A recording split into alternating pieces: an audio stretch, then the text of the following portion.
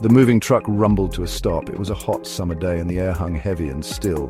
10-year-old Billy Jameson peeked out the window of his parents' car. Everything seemed so normal. Kids rode bikes on the sidewalk. Neighbors chatted over fences. Aintree Crescent looked like any other street in their new town. Little did the Jamesons know, a shiver of dread awaited them. Billy's parents were excited about their new home. It was a fresh start. But Billy and his little sister, Sally, felt uneasy. Maybe it was the strangeness of a new place, or maybe it was something else. Something about the house across the street sent chills down their spines. The house was a dilapidated Victorian mansion, its paint peeling like scabs. The lawn was overgrown, weeds twisting around the wrought iron fence like skeletal fingers, and the windows, dark and empty, seemed to watch their every move.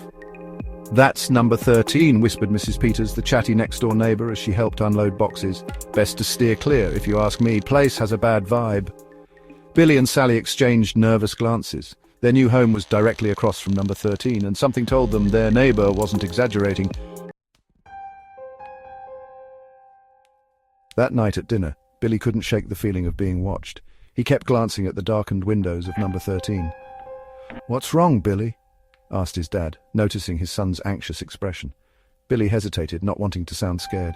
"It's just that house across the street," he mumbled. "It's creepy." His parents exchanged amused smiles. "Don't be silly, Billy," said his mum. "It's just an old house." But Billy knew better. He felt it in his bones. Number 13 wasn't just old, it was alive. That night, as Billy lay in bed, he heard a noise. It was a soft scratching sound coming from the direction of number 13. He pulled the covers over his head, his heart pounding as the scratching grew louder, more insistent. Then it suddenly stopped. The next morning, Billy told Sally about the scratching. "It sounded like someone was trying to get in," he whispered, his eyes wide with fear.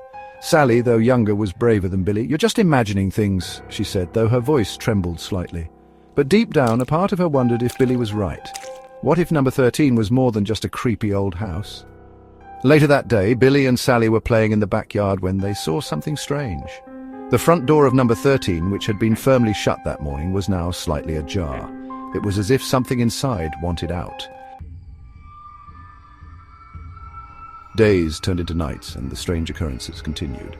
Whispers seemed to emanate from the empty rooms of number 13. Shadows danced in the windows, taking on grotesque and menacing forms. Objects moved around the house with no explanation. One evening, Billy's favorite toy truck vanished from his room, only to reappear on the sidewalk in front of number 13. One particularly chilly night, the temperature in the house plummeted. Sally's breath came out in frosty puffs and her teeth chattered uncontrollably. Their parents dismissed it as a problem with the furnace, but Billy and Sally knew better. The coldness seemed to emanate from number 13, a bone-chilling aura that seeped across the street and into their home. One night, Sally woke to the distinct feeling of someone, or something, watching her. She opened her eyes and gasped. A shadowy figure stood at the foot of her bed, its eyes glowing red in the darkness. Sally screamed, scrambling back against her pillows, her heart racing. The figure remained motionless for a moment, then vanished into thin air.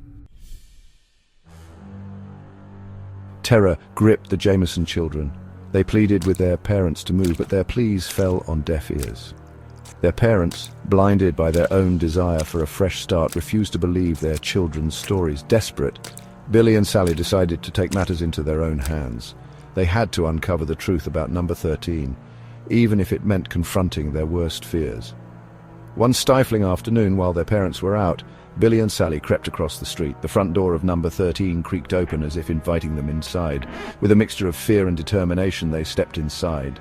The air grew heavy, thick with the stench of decay and the weight of unseen eyes. Cobwebs clung to their faces like ghostly fingers. Dust swirled around their feet, disturbed after years of undisturbed silence. A sound pierced the silence, a soft scratching coming from the attic door at the end of the hallway. Billy and Sally exchanged a look. This was it. The source of their terror lay beyond that door. Hearts pounding, they slowly pushed open the attic door. To be continued.